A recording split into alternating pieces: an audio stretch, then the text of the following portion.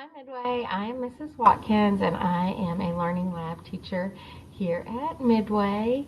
I love on rainy days like today to grab a good book and a nice warm blankie and cuddle up and read. So let's start with chapter 10. It's on page 101 if you want to follow along. Dragging along and thinking of all the dreadful things that had happened, John had walked about halfway home when he heard the cheery voice of his father. "Hello, hello," called Mr. Midas, crossing over from the other side of the street. He was on his way home from the station. "You left the party rather early, didn't you?" "What?" Mr. Midas had just seen the patches and streaks of chocolate that were drying on John's face and on his clothes.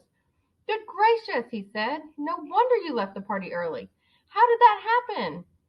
John burst into tears. It had all been so awful. But now he could tell his father all about his terrible day. He stopped crying and only sniffed a little now and then as he told the whole story.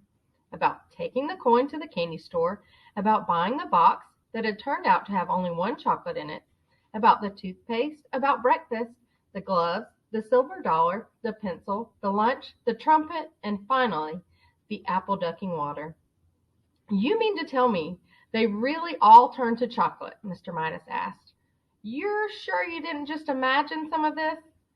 "Oh, no," John assured him. "Well," Mr. Midas said, still looking doubtful, "we're only a couple blocks away from that candy store of yours. Not that I've ever noticed one there. Suppose we stroll over and ask the man whether his chocolates always do strange things to people." "It's on the next corner," John said, recognizing some of the houses on the side street.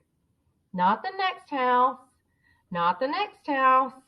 Not the next," he said. But John's voice faded into silence. The corner where he had found the candy store was nothing now but an empty lot.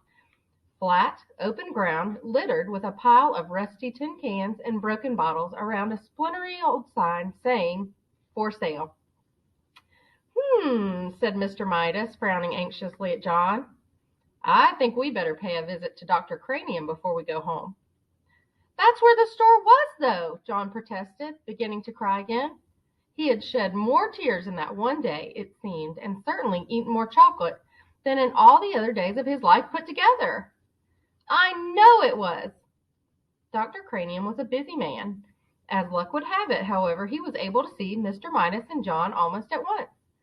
"Well, well, well, well, well," said Dr. Cranium. "And how are we getting along now, John? Have we cut down on our candy, eh?" "How do you do?" John responded dully. "Apparently he's had a bad day, Dr. Cranium," Mr. Midas said. "Trouble at school, you know, and a little accident at a birthday party.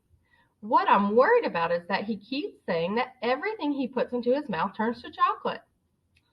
"No more than a nursery fantasy, I'm sure," Dr. Cranium said to Mr. Midas.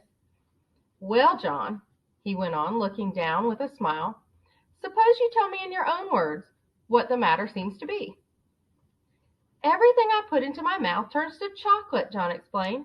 "Everything I eat and everything I drink changes into chocolate. I'm thirsty and I'm getting a pain, a bad one, I think." Dr. Cranium sighed patiently and invited John to open his mouth and say, "Ah." "Ah," John said. Dr. Cranium peered into John's mouth briefly and gave a low whistle of surprise. "This chocolate eating simply must stop." He went to a supply cabinet. "I don't think there is any time to be lost," he told Mr. Midas. "I'm going to give the boy some of my own special compound. Dr. Cranium's elixir, I call it. Never fails."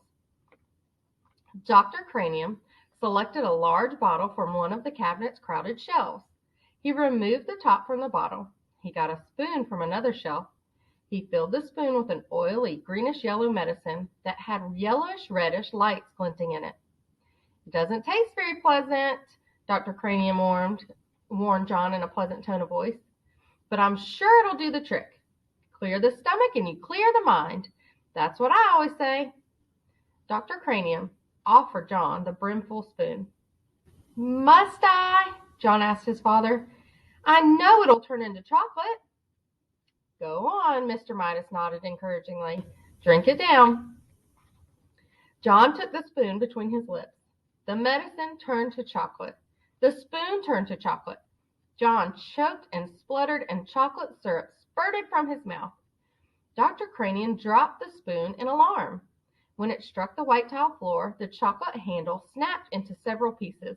"Mercy!" said Dr. Cranium.